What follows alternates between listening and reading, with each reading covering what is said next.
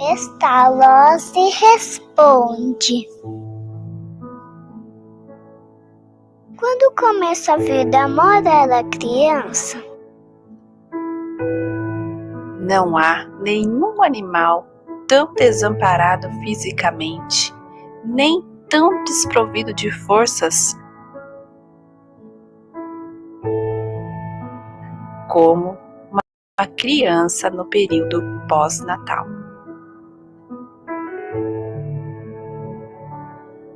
Há de se prestar atenção quando as faculdades morais e racionais começam a aparecer.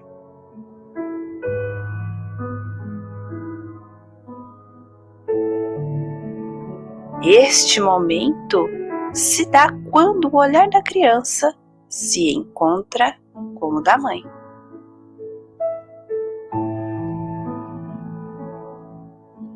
Lendo nela uma linguagem que parece nova, mas não desconhecida.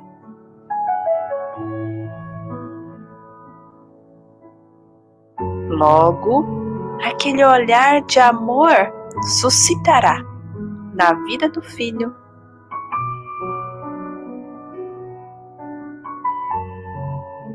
o primeiro sorriso desenhado em seus olhos infantis. Com isto se inicia um novo período na vida da criança. Um novo mundo se abre ao seu olhar.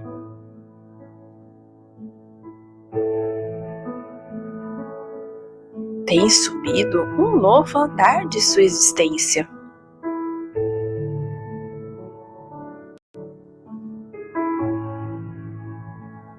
E se acha em um grau superior ao restante do reino animal.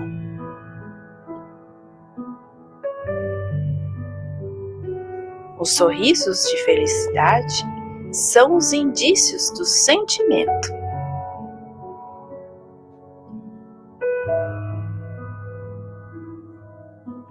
E são os testemunhos da vida afetiva.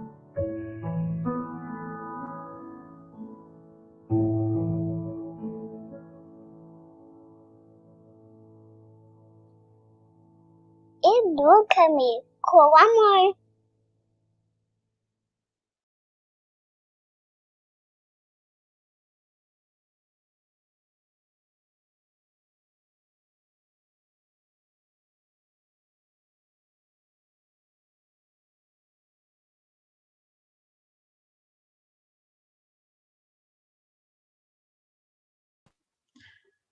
A nossa série de entrevistas Resgatando Vultos do Espiritismo continua.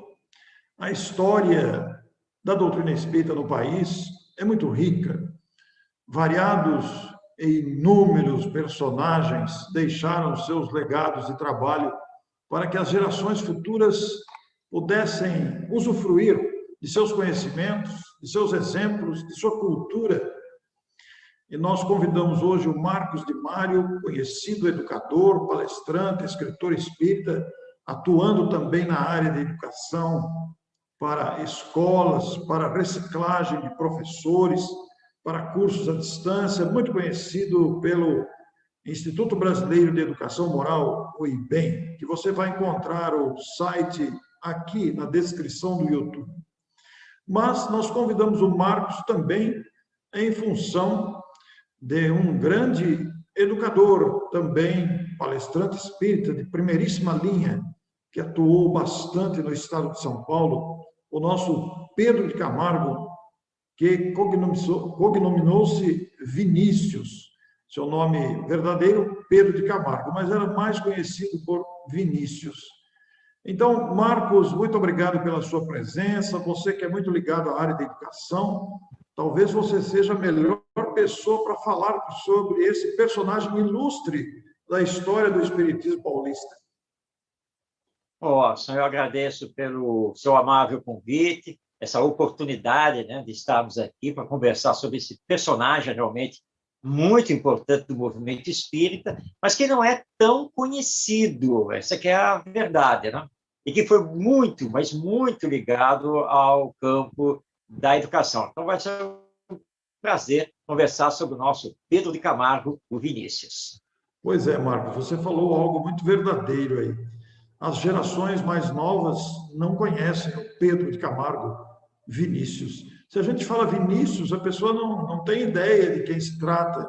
É um personagem que realmente precisa ser resgatado. Mas vamos conhecer esse personagem, Marcos.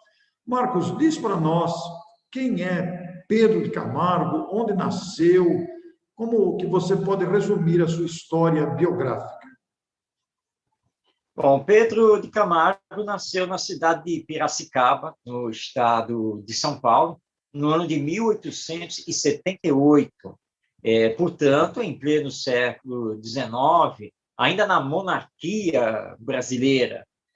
O pai dele era um comerciante lá em Piracicaba, e o Pedro de Camargo seguiu isso profissionalmente, inclusive junto com os irmãos. Essa é uma curiosidade, Orson, porque o Pedro de Camargo, apesar de ser um grande educador, ele nunca teve formação nessa área e nunca trabalhou nessa área, a não ser dentro do movimento espírita. A vida toda ele foi comerciante, primeiramente lá em Piracicaba.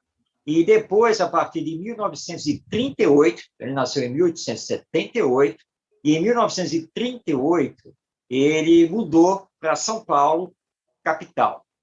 E lá, na verdade, ele levou a loja que ele tinha lá em Piracicaba, ele levou a loja comercial, era uma loja de ferragens para a capital de São Paulo, e ele sempre viveu do comércio até a sua aposentadoria. E se lá em Piracicaba ele já estava engajado no movimento espírita, em São Paulo, claro, esse engajamento cresceu muito.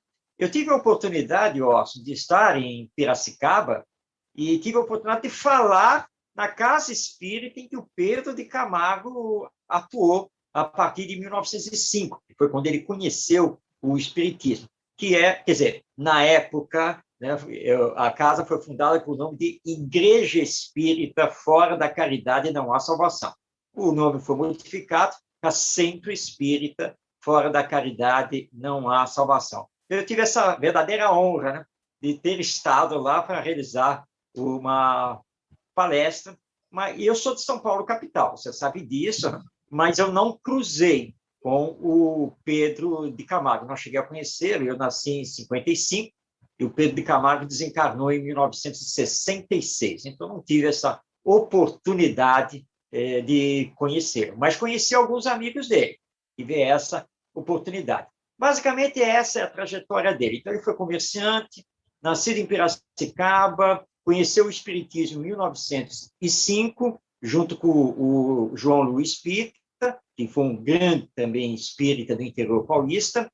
Depois, em 1939, ele muda para São Paulo, capital, onde vai trabalhar até o final da sua existência, em 1966. Puxa, Marcos, eu estou pensando aqui cronologicamente, porque você disse que ele conheceu o Espiritismo em 1905, estaria com 20, quase 30 anos aproximadamente de idade, né? E ele mudou-se para São Paulo com 60 anos, que coisa, já com uma idade bem madura, né? E viveu em São Paulo mais 20 e tantos anos. Quer dizer, teve uma trajetória espírita bem extensa, hein? De 1905 a 66, são mais de 60 anos, né? Que coisa boa. É verdade. É verdade, Orson. E ele era uma pessoa muito conhecida por ser uma pessoa dinâmica, sempre envolvido em projetos, em atividades. Lá em Piracicaba, ele estudou num colégio metodista, né? Então, que é conhecido aqui no Brasil, né, como movimento evangélico, né, uma escola protestante, onde ele teve o contato com o Evangelho. Aliás, o Evangelho sempre foi uma marca do Pedro de Camargo Vinícius, ele adorava trabalhar os temas do Evangelho. E dizem que lá em Piracicaba ele já era assim, aquele coração aberto, né? Então, como comerciante, ele tinha contato com muitas pessoas e ele conseguia auxiliar essas pessoas, ou seja, ele promovia a caridade, que já era uma coisa muito dele, embora ele não conhecesse o espiritismo. É interessante porque o Centro Espírita Fora da Caridade e Não Há Salvação foi fundado em 1904. E o seu fundador, o João Luiz Pita, e nós temos que imaginar o contexto da época em que nós estávamos saindo da monarquia, iniciando a república, as cidades do interior sofriam uma influência católica, né, da Igreja Católica muito grande, e o Pita perdeu o emprego. Ele se declarou espírita e fundou um centro espírita em Piracicaba, ele ficou desempregado. O Pedro de Camargo, depois de um ano que o centro espírita já estava funcionando, ficou sabendo dessa história. Então, ele se aproxima, dá o emprego para o Pita, e aí o Pita apresenta o espiritismo a ele. E ele, então, encontra no espiritismo tudo aquilo que ele procurava, as respostas que ele ainda não tinha encontrado, nem no movimento evangélico, nem na Igreja Católica. Então, ele encontra no espiritismo e ele começa, então, ali a trabalhar. E é mais ou menos dessa época que ele começa a escrever, então, para os jornais espíritas, usando o seu nome, Pedro de Camargo. Ele começou assim. E vai ser um pioneiro na radiofonia também, ou seja, o programa espírita no rádio, lá mesmo em Piracicaba e depois em São Paulo, capital. Aqueles que trabalharam com ele dizem que ele só parou efetivamente de trabalhar quando já mais idoso, ali pelos seus 80 anos, 80 e poucos anos, ele começou a ter um problema muito grave de visão, e no final da vida ele praticamente estava cego, foi quando ele parou, efetivamente. Mas foi um homem extraordinário, tem muita história para contar. Hein? Você sabia, Orson, que o Pedro de Camargo foi um dos fundadores da USE, a União das Sociedades Espíritas do Estado de São Paulo? Eu sabia. Olha lá o nome dele. Tá? Então, foi uma trajetória impressionante. Eu conheci também o Centro Espírita Fora da Caridade e Não Há Salvação, em Piracicaba, já fiz palestra lá também por 2 vezes. Eu não sabia que o Pita foi o fundador desse centro. E é muito curiosa a sua observação de que a aproximação de Pedro Camargo com o Espiritismo se deu através da sua índole caridosa, que ofereceu emprego para o Pita, e então o Pita lhe... Mas como são as circunstâncias da vida, hein, Marcos? Nós sabemos, né, Orson, que o acaso não existe, não é? E que o encontro dos dois não foi fortuito, não foi por acaso. Então, eles tiveram uma ligação íntima muito rápida, né? Só faltava esse toque, né, para o Pedro de Camargo acabar descobrindo o espiritismo e se encontrar. Ele atuou lá em Piracicaba bastante, mesmo, se tornou palestrante, e aliás, ele era muito requisitado. Eu tive contato, isso lá na década de 1970, final já da década de 1970, eu tive contato com 2 filhas do Pedro de Camargo. Aliás, o Pedro de Camargo teve 2 casamentos. Sua primeira esposa desencarnou muito cedo, repentinamente, deixou nos seus braços a Marta, uma das suas filhas. Ele vem a casar depois e vai ter 5 filhos do segundo casamento. Eu perguntei, na época, trocando correspondência, carta. A nova geração acho que não sabe nem o que é isso mais, né, Orson? Né? Você escrever carta e mandar pelo correio. Mas era assim na época. Né? E conversando com elas, eu perguntei, que era a minha curiosidade, de onde surgiu o pseudônimo Vinícius. De onde surgiu isso? Né? Porque ele passou a assinar Vinícius. Elas me confessaram que não sabiam, porque ele nunca falou, ele nunca comentou, ele nunca explicou de onde tirou o Vinícius. Mas ele passou, então, já ali no final da década de 1930, ele passou a assinar simplesmente Vinícius. E olha, o Herculano Pires, nosso outro grande companheiro, o Herculano dizia que ele era assim, um maníaco, né, um maníaco-grafia. Né? Ele tinha essa mania, que ele não conseguia parar de escrever. Pedro de Camargo era a mesma coisa, era impressionante. Ele preenchia mensalmente as páginas, por exemplo, da revista Reformador da Federação Espírita Brasileira. A partir do final da década de 1940, o jornal O Semeador, da Federação Espírita do Estado de São Paulo, a Revista Internacional de Espiritismo e o Clarim, lá de Matão. Na verdade, é um universo enorme, uma coisa impressionante o que ele escrevia. E ele tinha um grande ideal da educação. Ele entendia que Jesus precisava ser aplicado na educação. O Evangelho tinha tudo a ver na educação. Em 1949, logo após a fundação da USE, ele se reúne com o Herculano Pires, Ari Leques, Roque Jacinto e outros grandes pioneiros do movimento espírita paulista, e eles então vão fundar o Instituto Espírita de Educação, e que, de forma imediata, criou o externato Hilário Ribeiro.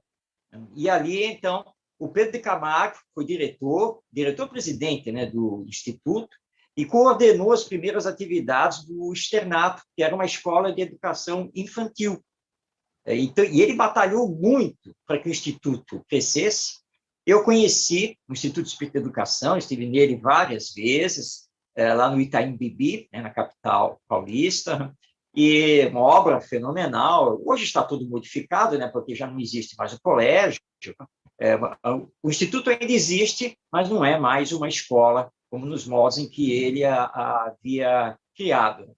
E realmente é uma vida assim impressionante, porque é um homem que cria, um dos fundadores da USE, criador do Instituto Espírita de Educação, foi o diretor editorial do jornal O Semeador.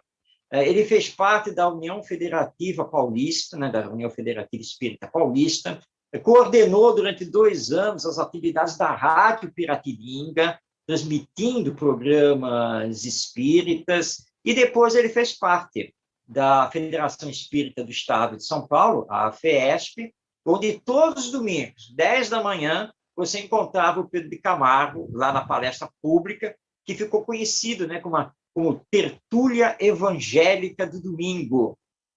E, aliás, tem uma história fantástica para contar sobre essa tertúlia, mas eu deixo para daqui a pouco.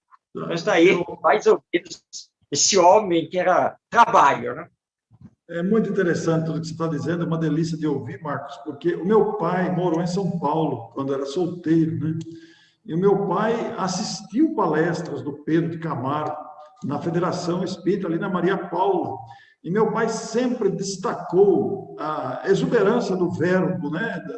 Da oratória desse grande espírita que foi Pedro de Camargo. Mas conta a história aí, então, que você ia contar. Tá certo. Aliás, até é muito bom saber que seu pai, né, cruzou com ele ali. Sim. Assim, né? Ele normalmente fazia a reunião na FESP aos domingos pela manhã, e ele tinha companhia do Luiz Monteiro de Barros. Nossa, outra fera. Outra fera. E estava chovendo muito, mas chovia muito mesmo em São Paulo. E eram quase 10 da manhã, e o salão da FESP, lá na Rua Maria Paula, estava vazio, porque chovia torrencialmente em São Paulo já há muitas horas. E aí o Luiz conversou com ele e falou: olha, parece que hoje nós não vamos ter a reunião, né? Não tem público. E o Pedro de Camargo disse: não, olha só, nós dois estamos aqui, os espíritos estão aqui. Tá? Então, vamos fazer a reunião normalmente. Sabe-se lá se alguém ainda não entra aí, não chega, né? E aí o Luiz Monteiro de Barros aqueceu, disse: então, tudo bem. Então, vamos fazer aqui. Então, eu faço então aqui uma leitura, faço a prece e passo a palavra para você. E você fala o tempo que você quiser, que você achar que tem que falar, e depois eu faço a prece final. Assim eles fizeram. O Pedro Camargo, lá na tribuna, pegou a palavra e começou a falar. Os temas do domingo eram sempre temas ligados ao Evangelho. Daí esse nome, né? Tertúlia Evangélica. E aí, depois de alguns minutos falando, para aquela plateia vazia, né, falando para as cadeiras, entrou uma senhora, encharcada da água, e ela ficou ali na porta de entrada, e nem sentou. O Pedro Camargo olhou, deu uma olhada para o Luiz Monteiro de Barros e continuou a fazer a palestra. E a mulher ficou ali em pé o tempo todo até ele terminar e eles encerrarem a reunião. Então, eles saíram lá do palco e foram até ela, para cumprimentar lá a minha irmã e tal, não sei o quê. E ela disse assim: olha, eu não ia entrar aqui não, sabe? Eu ia fazer outra coisa. Mas estava chovendo tanto que eu não aguentei e deu uma entrada aqui né, só para me refazer. Aí o senhor estava lá falando e eu comecei a prestar atenção. Olha, eu tenho muito que lhe agradecer, sabe? Porque sabe o que eu ia fazer? Eu ia me matar. Eu ia cometer o suicídio, sabe? Mas eu comecei a lhe ouvir, sabe? Isso me transformou e eu fiquei aqui ouvindo até o final e eu não vou mais cometer o suicídio. Aliás, ela estava, né, com capota, ela colocou a mão no bolso e tirou o revólver. Ela ia, né, dar um tiro em si mesma, né? Tirou o revólver e estendeu o revólver, né? E aí o Pedro de Camargo pegou, né? Pegou, ai meu Deus, o que eu vou fazer com isso, né? Pegou, pois que bom, né? Quer dizer, não, eu agradeço muito, eu sou outra a partir de agora, não penso mais nisso, eu vou refazer minha vida, e agradeceu os dois e foi embora. E aí você imagina, Nelson, dentro do auditório da Federação Espírita do Estado de São Paulo, Luiz Monteiro de Barros e Pedro de Camargo com o revólver na mão. Pois é. Aí ele contava que eles se olharam, né? E que o Luiz falou, vamos guardar logo esse revólver, porque se alguém olha, se alguém nos vê aqui com essa arma na mão, o que vão pensar de nós? Essa história é maravilhosa, porque às vezes, realmente, nós não temos grande frequência. Às vezes nós nos vemos nessa situação de praticamente não ter ninguém para fazer reunião, mesmo às vezes até numa live, né? Que os companheiros começam a ter problema disso e daquilo. E você não tem. E nós temos que lembrar Jesus, né, quando ele disse, né, e que quando 2 ou mais estivessem reunidos em seu nome, ele estaria ali.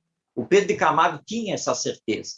Por isso ele insistiu com o Luiz de fazer a palestra, né, mesmo que só os espíritos ouçam, mas os espíritos também precisam da nossa palavra.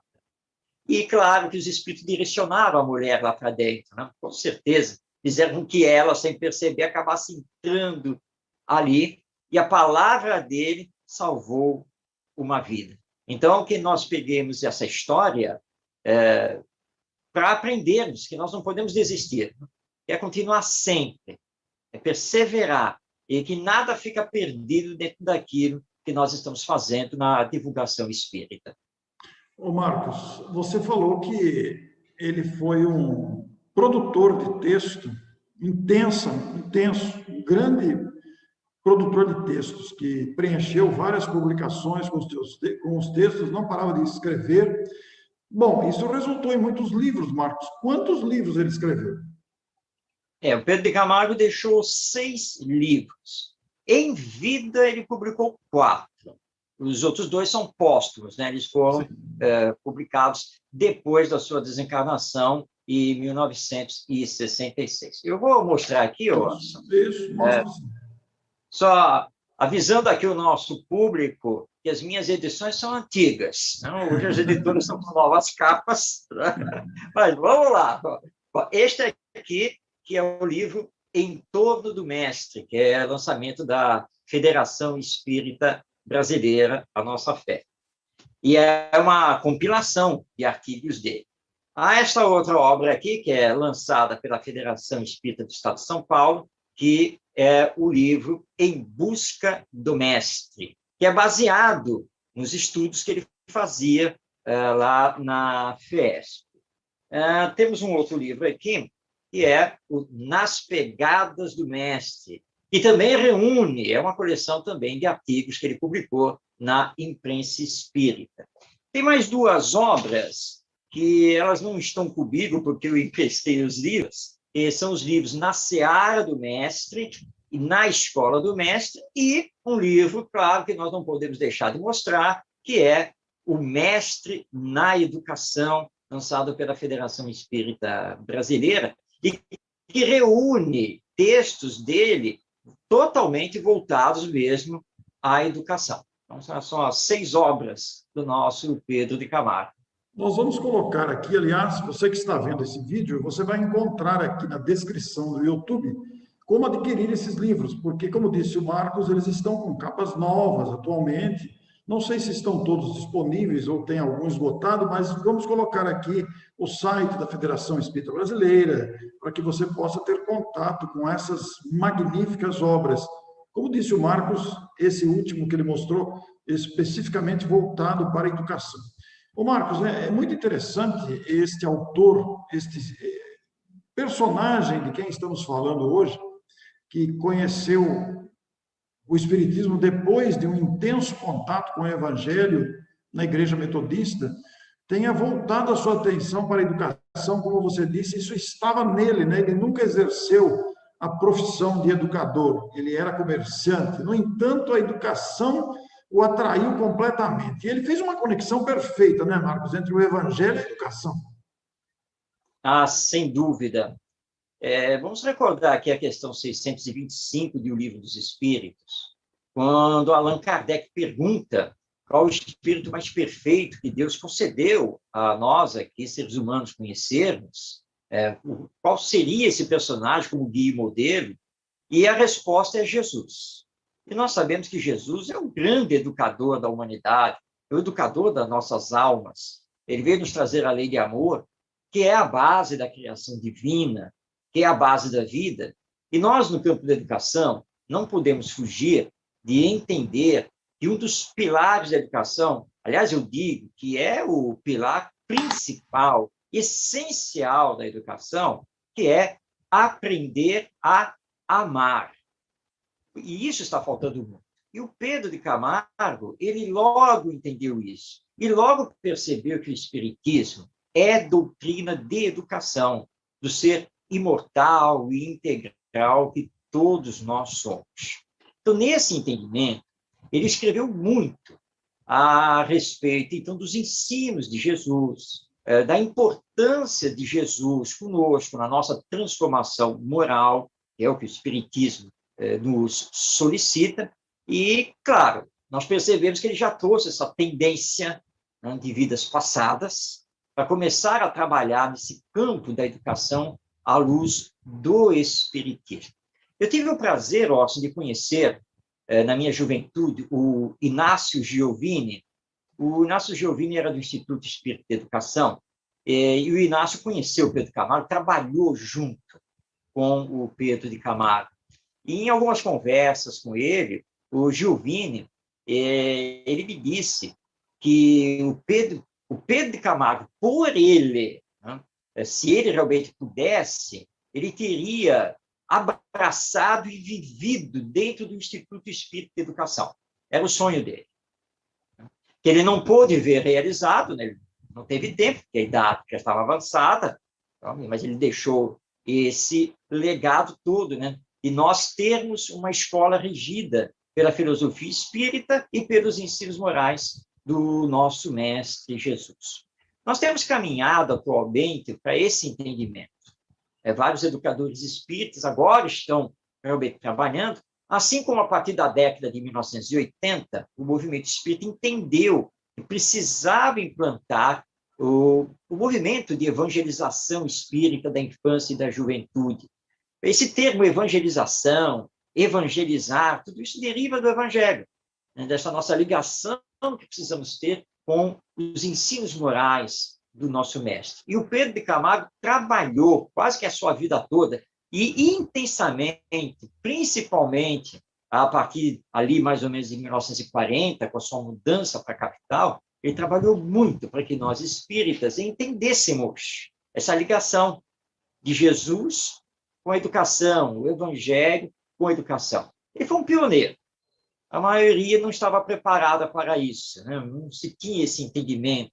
O Herculano Pires também sofreu muito nesse campo, quando lançou a revista de educação espírita. Mas nós precisamos dos pioneiros, não é, Orson? Os pioneiros vão fazendo a base para que depois, com o tempo, nós entendamos. E a FEB, muito oportunamente, lá com o Francisco Thyssen, quando ele era o presidente, lançou, então, essa obra, O Mestre na Educação, porque resgatou textos do Pedro de Camargo voltados mesmo à educação. E, em todos os textos, o Pedro de Camargo fala de Jesus e do Evangelho. E numa ligação, assim, com muita maestria. Você vê que não são textos forçados, né? Que ele deu um jeito para encaixar Jesus e o Evangelho. Muito pelo contrário. Então, ele tinha realmente esse grande ideal de Jesus, o Evangelho e a educação. Você se referiu aí no começo da nossa conversa que o Pita, aliás, o Pita ficou desempregado porque se tornou espírita, fundou um centro espírita e foi auxiliado pelo Pedro. Agora, o Pedro não sofreu algum tipo de perseguição por ser espírita, depois que se tornou espírita lá em Piracicaba? Ah, sofreu sim, sofreu. Não exatamente como comerciante. Então, ele era muito querido, era muito bem visto, mas ele teve uma fase em que ele entrou para a política. O Pedro Camargo foi vereador lá em Piracicaba. E aí ele teve um problema sério, né? Porque nós sabemos que aqui no Brasil tudo funciona a partir dos partidos políticos, né? Você só se torna um vereador, deputado, senador, se você estiver ligado a algum partido político. E claro que para ser eleito, ele se filiou a um partido político na sua época. E ele foi eleito. O problema foi o discurso que ele fez na posse. Ele declarou de público que ele só ia seguir duas coisas, a verdade e a sua consciência. Nossa! É difícil, né? Porque claro que o partido quer que você siga o que o partido quer. E ele teve muitos problemas a partir disso. E interessante que não foi tanto pelo fato de ele ser espírita, porque ele era espírita, mas ele era tão bem considerado, ele era tão bem visto, que ele não teve assim, muito problema em relação a isso. Mas ele vai ter um problema ao fazer essa declaração. Eu só sigo a verdade e a consciência. Eu não faço conchavos, eu não sigo o que partido quer, nada disso. E ele nem conseguiu terminar a legislatura dele por causa disso. Foi uma hora que ele renunciou, porque ele viu que, né, o sistema não estava baseado na verdade e na consciência. Mas até onde eu sei, Orson, ele não chegou a ter problemas por ter abraçado o espiritismo. Porque quando ele abraçou o espiritismo, já estava, né, com a idade já mais avançada, e ele já era um homem muito respeitado lá em Piracicaba. Tá? Então, ele não teve assim, muitos problemas quando ele abraçou a doutrina espírita. Ô Marcos, e você como educador, você se inspira muito no trabalho dele, né? Sim, é verdade. Isso tem uma história, sabe, Orson? Eu sou, na verdade, paulistano, né? Nasci em São Paulo, capital, mas estou radicado aqui na cidade do Rio de Janeiro desde os meus 22 anos de idade. Cheguei no Rio de Janeiro no final de 1977. E aqui no Rio de Janeiro teve uma coisa que mexeu muito comigo, que foi conhecer as favelas cariocas, chamadas comunidades aqui nos morros, uma realidade que eu não conhecia em São Paulo. Isso mexeu muito comigo, muito mesmo. E em 1979, eu moro até hoje, né, no bairro da Penha, mas o bairro da Penha ele é cortado pela linha de trem, então eu morava de um lado que está mais próximo do complexo da Penha, né, que faz parte do complexo do Alemão, que é tão famoso na nossa mídia, e eu morava relativamente perto do Morro do Cruzeiro, né, o Morro da Vila do Cruzeiro. E eu visitei, fui conhecer, havia um companheiro, um jovem espírita, na época, que morava lá, e aí nasceu em mim aquela ideia de que nós tínhamos que ter um centro espírita lá dentro. Nós tínhamos que ter uma atividade espírita naquela comunidade. E aquilo foi crescendo em mim, até que um dia eu sentei na mesa, lá na cozinha, e disse assim, eu vou redigir o estatuto desse centro espírita, dessa instituição. E eu comecei a redigir. Eu estudava muito isso, estava engajado no movimento espírita, pelo CERJ, né, que é o Conselho Espírita do Estado do Rio de Janeiro. Na época, nós já estávamos trabalhando para lançar o Manual de Administração das Instituições Espíritas. Eu estava mergulhado nesse assunto e comecei a redigir. E fluiu muito fácil. Mas ficou ali em reticências o nome da instituição, né? Qual é o nome? E eu coloquei lá, Instituição Espírita, e coloquei 3 pontinhos e fui redigindo. Quando eu me dei por satisfeito, eu voltei lá no início e olhei, né? Bom, o nome, né? Instituição Espírita, e me veio o nome, Pedro de Camargo. Eu coloquei o nome lá. Mas eu confesso a você, Orson, que em 1979, eu simplesmente não sabia quem era Pedro de Camargo. Não tinha muita ideia, não. Tá? E aí o nome veio, eu coloquei. E depois, no dia seguinte, eu fui começar a tentar procurar. Mas quem é o Pedro de Camargo? Eu sei que ele escreveu, né, que ele tem uns livros. E eu comecei a procurar a sua biografia, entender quem ele era.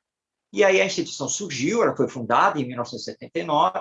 Trabalhamos durante 20 anos lá dentro da Vila Cruzeiro, até 1999, quando, por força do tráfico de drogas, nós tivemos que suspender a atividade. Foi até a pedido dos benfeitores espirituais também, que nos conclamaram a encerrar as atividades e sair de dentro da Vila Cruzeiro. Então, a instituição, ela, na verdade, surgiu e trabalhou durante 20 anos, e que como uma instituição voltada para a educação. Nós temos como prioridade todo o trabalho de evangelização, todo o trabalho ligado às crianças, e eu sempre senti uma influência muito grande do Pedro de Camargo. Até que, depois de já conhecer a sua vida, a sua obra, eu estava uma vez na Rádio Rio de Janeiro, a emissora da Fraternidade, que é uma emissora espírita aqui na cidade do Rio de Janeiro. Eu estava com meu querido amigo, saudoso Gerson Simões Monteiro. Gerson sempre teve uma mediunidade extraordinária, e eu estava assim na sala da diretoria junto com ele. O Gerson parou, olhou para mim e disse assim: vem cá, Marcos, você sabe quem é seu guia espiritual? Aí eu olhei para ele e falei: Gerson, tenho descrições, já me falaram do espírito, mas assim, eu não posso afirmar. Eu nunca tive uma afirmação, né? Eu não posso dizer. Eu falei: não é possível. Como é que você me dá esse tipo de resposta? Claro que você sabe quem é seu guia espiritual. Então você vai ter que me dizer, né? Olha só, com quem você tem uma forte ligação? Com qual espírito você tem forte ligação? Aí, é claro, eu dei a resposta na hora. Pedro de Camargo. Então eu preciso falar alguma coisa para você de quem é o seu guia espiritual. É ele. Mas já me descreveram também um quadro. Esse é outro. Esse é outro que também está bem junto de você, mas desse eu não posso falar nada. Tá? Mas aquele que guia realmente, que intui realmente a você, é o Pedro de Camargo. Pode ter essa certeza. Então, eu tenho essa ligação toda com ele, de ter estudado as suas obras, levado o seu conteúdo para o campo da educação, né? Devo muito a ele e aqueles 20 anos de trabalho, né? Na própria instituição, lá no Morro da Vila Cruzeiro. Realmente muito gratificante. A gente percebe que todo o trabalho educativo de Marcos, né, todo o esforço de Marcos e Mário é voltado à educação.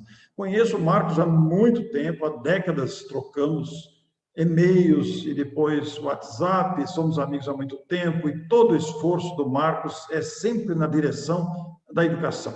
Como também o fez Pedro de Camargo. Nada de estranho na ligação entre os dois espíritos. Esses espíritos, quando encontram idealistas que sintonizam com o seu ideal, eles imediatamente passam a ajudar. E é muito comum isso, é muito natural isso, né? Ô Marcos, e todo esse trabalho de educação do espírito Pedro Camargo, durante a encarnação dele, né? O que é que mais te chama a atenção, Marcos? Já que você diz que ele voltou todo o seu trabalho à conexão entre o evangelho e a educação, você diz que ele sempre inclui Jesus, mas nunca é forçado, é natural essa inclusão da educação com Jesus. O que é que te chama mais atenção em toda a obra de Vinícius? Bom, Vinícius sempre foi um autor muito lúcido, né, de um raciocínio, de uma lógica, mas, ao mesmo tempo, de um sentimento muito grande nos seus textos. Eu diria que o Vinícius, ele sentia o Evangelho. Ele tinha uma ligação com o Evangelho, assim, impressionante. E como que ele conseguia ligar os temas da atualidade, toda a nossa problemática social, ao Evangelho. É uma coisa impressionante como ele pegava as lições do Evangelho para explicar os nossos momentos, os nossos tormentos, nossas dificuldades e os nossos ideais, né, de vivermos melhor aqui na Terra, termos uma sociedade humana melhor. Então, ele conhecia o Evangelho de uma forma assim, extraordinária. E ele não era de ficar citando não capítulos e versículos dos evangelistas. Ele saía direto nas lições. Ele já ia citando a lição, aquele ensino, a parábola, já ia contextualizando. Então, você percebe que, além de ser um escritor de excelência, que dominava a gramática, a escrita, mas ele tinha muito sentimento. Você percebe isso quando você começa a ler. Ele tem textos, Orson, em que ele inventou diálogos. Era uma coisa impressionante. Aliás, o Pedro Camargo, não tanto quanto o Leopoldo Machado, mas ele também escreveu esquetes teatrais, né? Diálogos, essas coisas todas, sempre inserindo o mestre. Aliás, essa é uma curiosidade, né? Não sei se perceberam na hora que apresentamos os livros, mas todos os livros do Pedro Camargo têm o mestre no título, né? Em busca do mestre, seara do mestre, em torno do mestre, o mestre na educação, na escola do mestre, é tudo assim. Isso não é forçado, é porque ele tinha essa ligação realmente muito grande. Então, isso é o que mais me chama a atenção, a identificação dele com o Evangelho e a compreensão maior que ele teve do Evangelho quando ele conheceu o Espiritismo, que alargou, né, a sua visão, porque aí trouxe a ele a imortalidade da alma, a vida futura, a mediunidade, e isso ampliou muito. Mas essa ligação dele com o Evangelho realmente é notável e é de chamar realmente a atenção. Ô Marcos, eu não quero fazer aqui nenhuma especulação, não é esse o objetivo. Mas um espírito que traz uma bagagem dessa, de profunda ligação com Jesus, né? Nós não sabemos nada das encarnações anteriores desse espírito, dessa personalidade. Não temos essa informação detalhada. E eu não quero fazer especulações aqui, porque, como disse, não é objetivo. Mas um espírito que traz uma bagagem dessa, possivelmente foi tocado diretamente pelo Cristo. Não digo que tenha vivido na mesma época, talvez até tenha, mas, de uma certa forma, isso marcou a sua travessia através das encarnações, nesse contato com o Evangelho que deve vir de muito antigamente, né?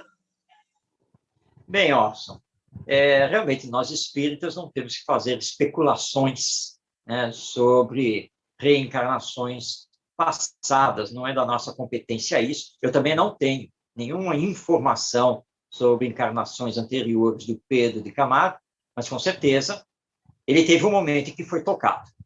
Não sabemos, né, se foi já lá na própria época do Cristo, se foi depois, mas o certo é que nesta última encarnação ele já trouxe a bagagem com ele.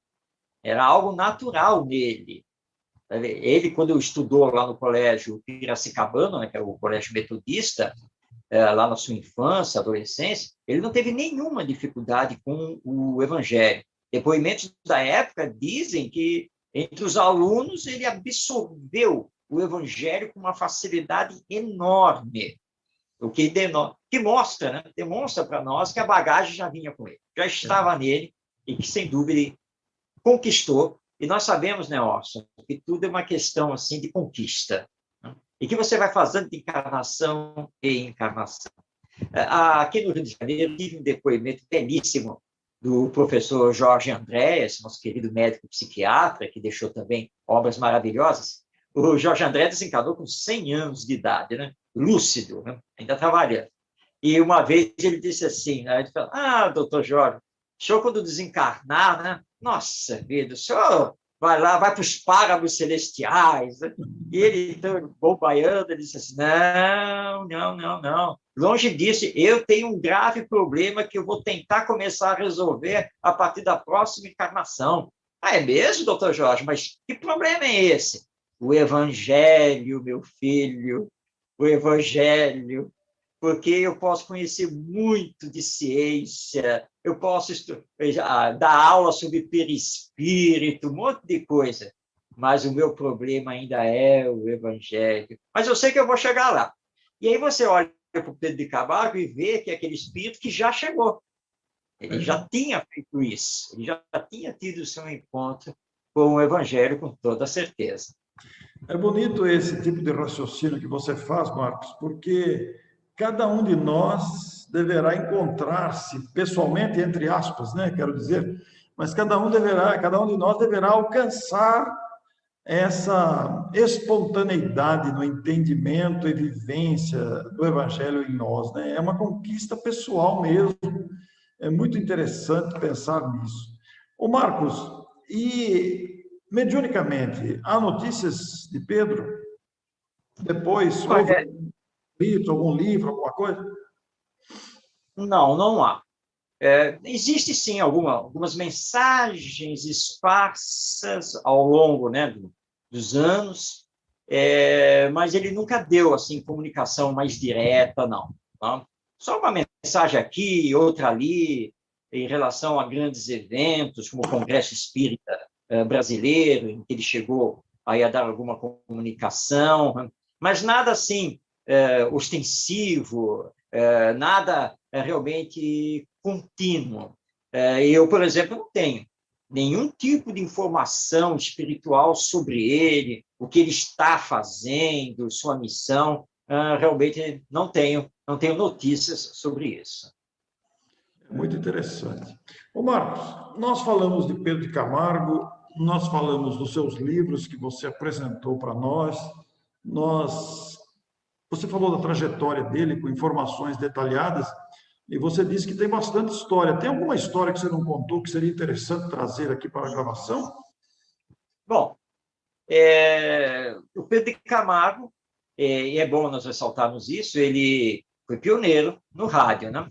Na programação espírita. E claro que ele levou para as emissoras de rádio onde ele trabalhou, primeiramente em Piracicaba e depois, né, em São Paulo, capital, claro que ele levou o evangelho à luz do espiritismo, né? Não podia ser diferente. O Pedro de Camargo é da mesma época do Leopoldo Machado, aqui no Rio de Janeiro. Mas eram duas personalidades bem distintas, muito diferentes, né? Enquanto Pedro de Camargo era o evangelho, né? Era a pessoa do evangelho, o Leopoldo Machado era o destemido, era o polemizador, né? Ele pegava aquele microfone e se ele tivesse que brigar com alguém, ele brigava só para defender o espiritismo. E você pega o que o Pedro de Camargo deixou e percebe que ele não era isso. Quando teve a reunião que vai dar origem à criação da USE em São Paulo, e depois, que é outra história a contar, né? Porque a USE vai surgir em 1947, né, se não me engano, e na sequência, em 1949, vai surgir o Conselho Federativo Nacional, o CFN, da Federação Espírita Brasileira. E aconteceu na cidade do Rio de Janeiro, porque foi feito o Congresso Espírita Pan-Americano. O Pedro de Camargo veio por São Paulo, né, entre outros, veio participar desse congresso. E já havia, naquela época, já havia o zum, né, já se vinha conversando para que a Federação Espírita Brasileira fosse realmente representativa do movimento e que houvesse um conselho formado pelas federativas espíritas estaduais. Estava essa conversa, né? E eles ficaram todos hospedados num hotel junto à Praça Paris, aqui no centro da cidade do Rio de Janeiro. Na época, estamos falando aqui de 1949, não existia nada melhor do que você passear na Praça Paris, aqui no centro do Rio de Janeiro, coisa que eu não recomendo para os dias atuais. Na época era um glamour, né? Então, eles teve lá, depois do primeiro dia do congresso, ninguém conseguiu dormir. Isso foi muito interessante. E a partir assim das 2 da manhã, entre 2 e 3 da manhã, eles começaram a se encontrar lá nos jardins da praça.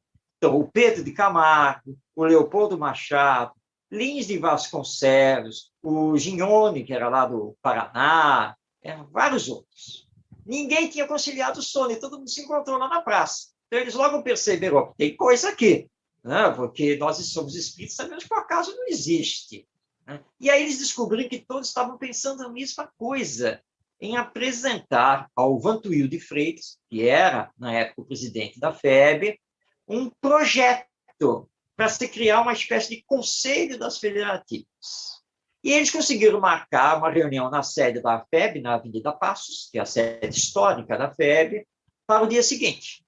Então, eles saíram do Congresso e se dirigiram à sede, prontos para apresentar o plano. Quando eles se reuniram com o Vantuil puxou um papel e disse assim, olha, eu estou sabendo, né, do que está se falando, das pretensões, e eu rascunhei um projeto, e apresentou o projeto para eles.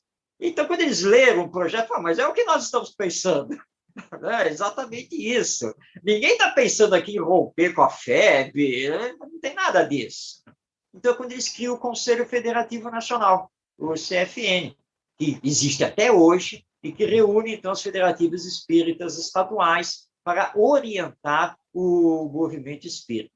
Na sequência, eles viram que tinham que fazer uma caravana para o Nordeste e para o Norte do Brasil, porque a maioria dos estados não tinha federativo estadual. Essa caravana foi chefiada, né, capitaneada pelo Leopoldo Machado, mas o Pedro de Camargo não participou. Né, por causa dos compromissos que ele tinha em São Paulo, ele não pôde participar dessa caravana, só acompanhou de longe. A caravana vai terminar quando ele retorna e vai para Uberaba se reunir com o Chico Xavier.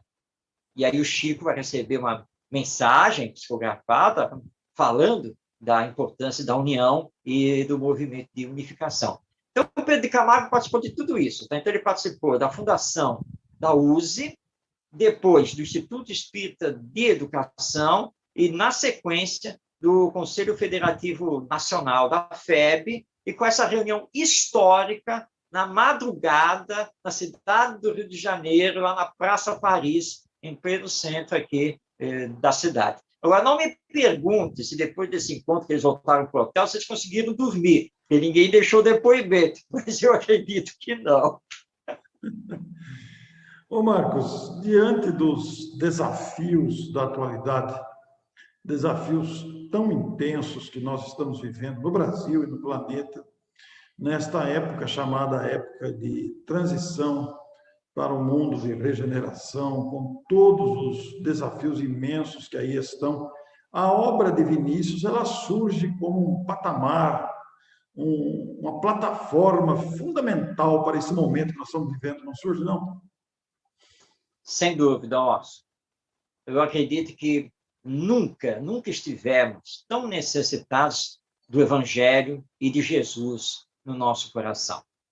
Nós estamos passando por um momento muito grave de crise moral, de discussão de valores, de vivência ética, e nós só conseguiremos resolver tudo isso quando nos aproximarmos ou nos reaproximarmos do Evangelho.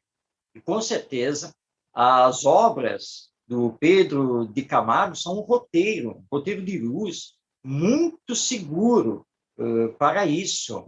E eu acredito aqui, faço um apelo a todos que estão nos acompanhando, que conheçam as obras do Pedro de Camargo, que leiam, reflitam, meditem. Aliás, Allan Kardec nos diz, né, que a educação é o conjunto de hábitos adquiridos. Então, nada melhor do que você criar o hábito da sua leitura diária, né? E aí coloca os livros do Pedro de Camargo para você ir lendo, pensando, meditando, marcando. Eu tenho esse hábito já há muito tempo, e para mim não importa onde eu esteja e nem que dia da semana é, mas eu invariavelmente levanto cedo e a minha primeira hora é totalmente dedicada à leitura e preces, e nós estamos precisando muito disso.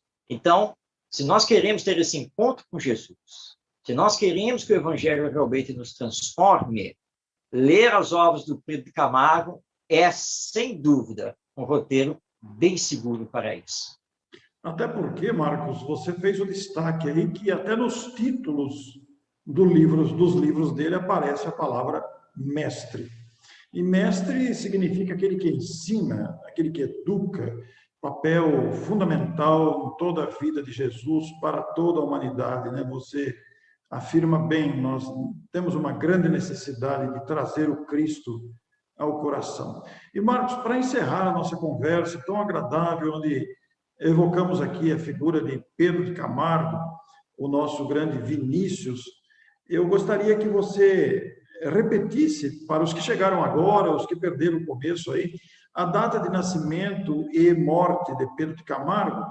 E também, Marcos, o que você diria aos pais da atualidade e aos professores da atualidade, considerando tantos desafios que se somaram agora aos desafios da educação online, crianças em casa, perdendo a convivência escolar.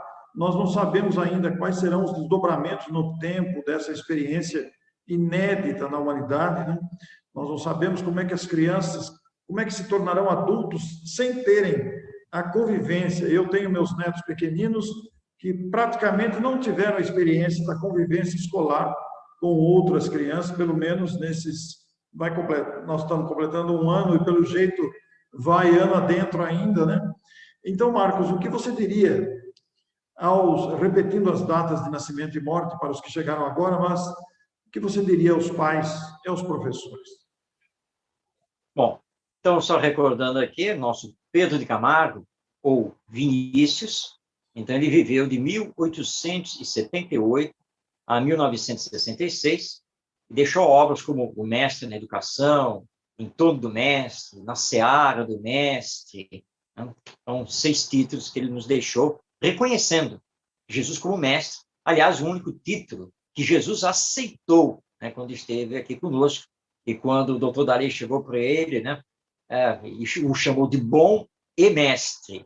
E ele retrucou dizendo que bom só o Pai, né, só Deus, né, e aceitou apenas, então, o título de mestre.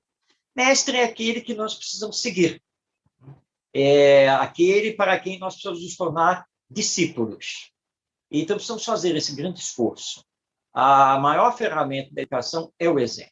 Então, neste momento em que nós estamos enfrentando a pandemia, em que estamos fazendo o isolamento social, e que estamos vendo a nova geração fora da escola, os pais precisam se desdobrar, precisam dar mais tempo aos seus filhos. Agora, não impede que saiam à rua, que passeiem lá na praça, com toda a segurança, seguindo todos os protocolos, né? Mas para mostrar que existe vida fora do lar, né? Que existe vida fora de casa, que existe vida fora da internet, essa maravilhosa ferramenta que hoje nós temos, mas da qual nós não podemos viver com exclusividade dessa ferramenta. Então, o contato humano é insubstituível, não há ferramenta para substituir o contato humano. Então, que os pais façam de tudo para privilegiar isso. E os professores, na chamada educação online, né, no ensino à distância, que melhor seria educação à distância, uma diferença aí em falar de educação e falar de ensino, que os professores não utilizem as plataformas, os aplicativos de educação à distância apenas de forma automática e burocrática, querendo levar para a internet aquilo que faziam na sala de aula. Nós precisamos de humanização, né, que os professores coloquem. Eu coordeno, através do IBEM Educa, né, o Instituto Brasileiro de Educação Moral, eu coordeno cursos de educação à distância junto a professores. E aqueles que já fizeram o curso sabem do meu estilo, né? Que eu sou extremamente humano, eu converso, puxo, eu faço perguntas, eu instigo o pensar, o sentir, gosto muito de colocar estudo de casos. O professor pode fazer tudo isso, mesmo online, não sendo presencial, para que nós tenhamos uma educação mais dinâmica e que não percamos essa afetividade, amorosidade, a humanização. Então, tanto os pais quanto os professores precisam trabalhar muito isso e tem que trazer Jesus, porque Jesus, ele não é exclusividade da religião. O evangelho não é exclusividade da religião. Os ensinos de Jesus, os seus ensinos morais, são para todos, em todos os tempos, independente de você ter ou deixar de ter uma religião, porque nos leva ao viver mais ético, fraterno, solidário. É competência, é missão dos pais, dos educadores em geral, promover essa educação, colocando, então, Jesus como o nosso guia e modelo. Esse é o trabalho que eles precisam fazer. Marcos de Mário conosco aqui, falamos sobre Pedro de Camargo, conhecido como Vinícius, autor dos livros citados. Você vai encontrar aqui na descrição do YouTube os livros, também como adquiri-los, se o desejar, e também o endereço do IBEM Educa, referido aqui por Marcos neste final da sua fala. Ele que dirige uma instituição que dedica-se a escolas. Marcos, falem rapidamente do IBEM Educa. O IBEM Educa é uma organização não governamental, criada em março de 1999, totalmente voltada à educação. Hoje, claro, nosso trabalho está online, face à pandemia, mas nós temos um canal do YouTube, que é a IBEM TV, onde nós publicamos vídeos às terças e quintas-feiras sobre escola inovadora, educação na família, educação transformadora, vários temas. Temos também uma plataforma de educação à distância, hoje disponibilizando 28 cursos voltados a professores e a pais também. Temos um projeto, que é o Projeto de Cultura da Paz. Também levamos às escolas, secretarias de educação, treinamentos, oficinas, cursos, dentro do nosso projeto maior, que é o Projeto Escola do Sentimento. Aqueles que quiserem manter o contato, conhecer o material, é só acessar o nosso site, que estará aí disponível, e podem entrar em contato, e nós estamos aí ao dispor. Muito obrigado, Marcos de Mário, pela oportunidade deste momento. Muito obrigado a você que nos acompanhou. É uma satisfação muito grande chegar até você com essas informações culturais, históricas, doutrinárias, de incentivo ao bem, ao belo, ao conhecimento. Muito obrigado a todos e até a próxima oportunidade.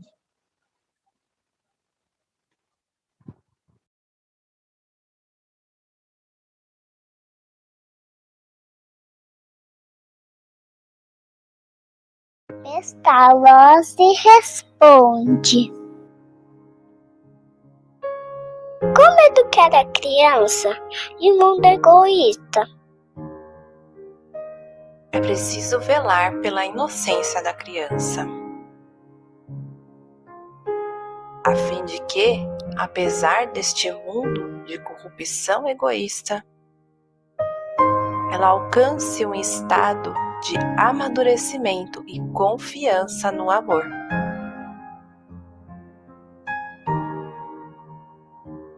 Em um mundo de vicissitudes, desconfiança e incredulidade, deve a mãe e o educador procurar incansavelmente que a pacífica e agradável inocência da criança possa crescer.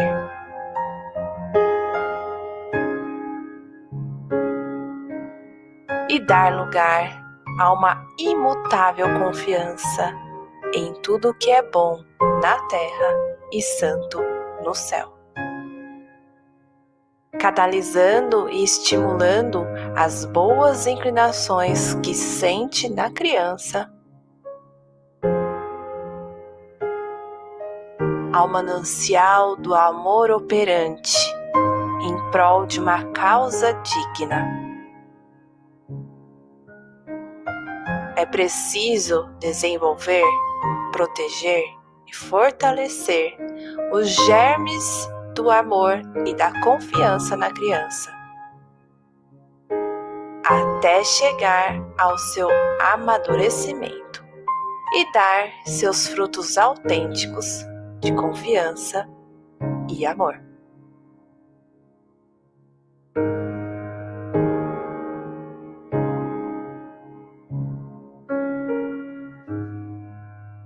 Educa-me com amor. 1 milhão de amigos é o que a Rede Amigo Espírita deseja conquistar em seu canal no YouTube. E você, amigo espírita, pode ajudar. Convide 5 amigos para se inscreverem em nosso canal e ligarem o sino de alerta. Além de atingir a meta de 1 milhão de amigos, todos serão sempre avisados de novos vídeos e transmissões ao vivo no YouTube. Acesse agora raitv.com.br. Rede Amigo Espírita, divulgando, instruindo e unificando.